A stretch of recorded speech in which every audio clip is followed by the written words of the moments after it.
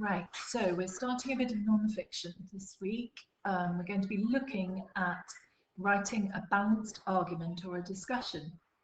Now, yes, yesterday you hopefully did your cold write and you discussed whether children should come back to school after lockdown, which obviously you are going to be coming pretty soon. So hopefully you got some arguments organised there where you had arguments against the idea and arguments for. So we're just going to go back over before we have a look at our proper text.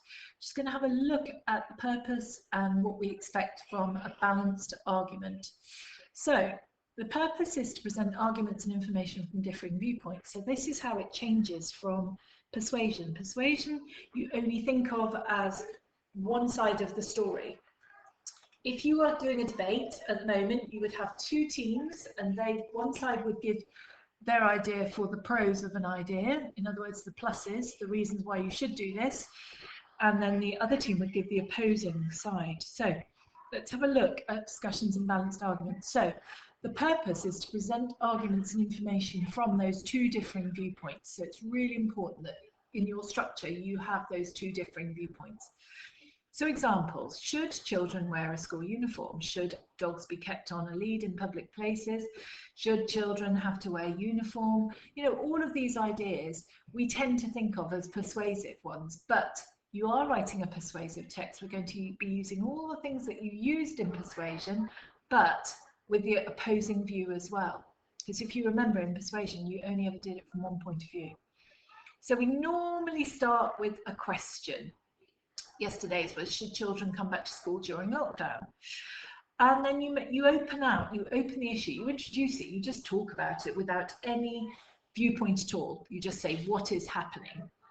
So then you go for a paragraph arguments for, and then the second paragraph should have been paragraphs against. So you've got your opposing viewpoints, and then the conclusion normally is a wrap up of the ideas, and sometimes you can then make it a bit more personal. Mind you, we tend to be a bit more impersonal when it comes to this sort of writing, but this is the point at which you can then say what you believe. The language features are present tense, using conjunctions, third person, so you don't say it I, it's not a personal, it's society believes, that sort of idea. Impersonal, formal tone, and technical vocabulary. So let's have a quick look at our text. So we're going to be discussing whether mobile phones should be allowed to be brought into school. Now, I'm sure you all think, yes, of course, because we do bring our phones already, so you'll be very much for. But let's have a quick look at this text. Having a mobile phone in your pocket is taken for granted by most of us in the UK, but some people believe that mobile phones are a bad thing. So we're just stating what the text is about. We are discussing whether or not we should be allowed to bring a mobile into school. Should we be able to use phones whenever we want? Right, so there's your opener. There's your just stating what we are talking about, not giving an opinion either way. So the first paragraph. Many people believe that we should be allowed to bring your phones to school. There are many reasons for this. Firstly, if you forget to bring a PE kit, you can phone home at break time and get it sent back. Furthermore, if you are late coming out of school or getting to school, you could let someone know immediately, and as a consequence, you could play games and music at break time if you had your phone with you. You could even use the calculator on your phone in maths, thus improving your understanding. So those are the reasons why having a mobile phone is a good idea, according to this writer. Having said that, we now have the other part of the argument, which makes it balanced. On the other hand, which is a very good starter for starting the other opposing idea, there are some people who believe that we should not be allowed to bring mobiles to school. Therefore, they feel strongly that if you have a mobile in school, you will be distracted and you will not work properly, hence further reducing your chances of success in life. Moreover, you could lose or break your phone and this would get you into trouble at home. Subsequently, they believe that phones can also be bad for your health, and the less you use them, the better.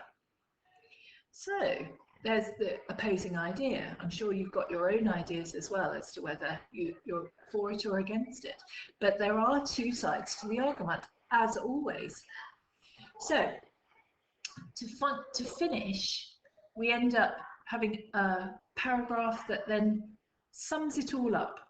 On balance, so you've got the idea of one-sided, the other-sided, and now the final side is on balance. Having talked to many school children and teachers and listened to the arguments for and against having phones in school, we believe that phones should stay at home so that we can all concentrate on our work. Think about the dangers of phones and learning. So there's your text. Today, as always, we're just going to do a little bit of vocabulary work. So we've got our keywords. Now, some of these are the conjunctions, like furthermore. You may have heard it, but you might not be sure of its meaning. So what I'd like you to do again is find out what it means, put it in your own speak. Don't just write out a dictionary definition. There's no point in that. So if you've heard it before or never heard it, and then find out what it means. So we've got our vocabulary. Furthermore, granted, distracted, concentrate, whether, moreover, as a consequence, on the other hand, subsequently. So again, all of these causal conjunctions. Therefore, on balance, hence, and thus. And I've left a box at the bottom for you to fill in for yourself if there's a word that you're not sure of.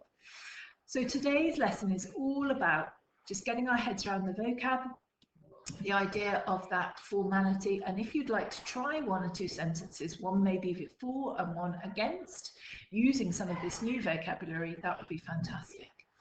So let's get ourselves familiar with this text type, and it's very, it's a very simple text type. As I said, it's only 4 paragraphs normally, and you could write more for or against, but we normally stick to about 4 paragraphs, opening, for, against, and then finally a conclusion. Okay? Brilliant. See you tomorrow.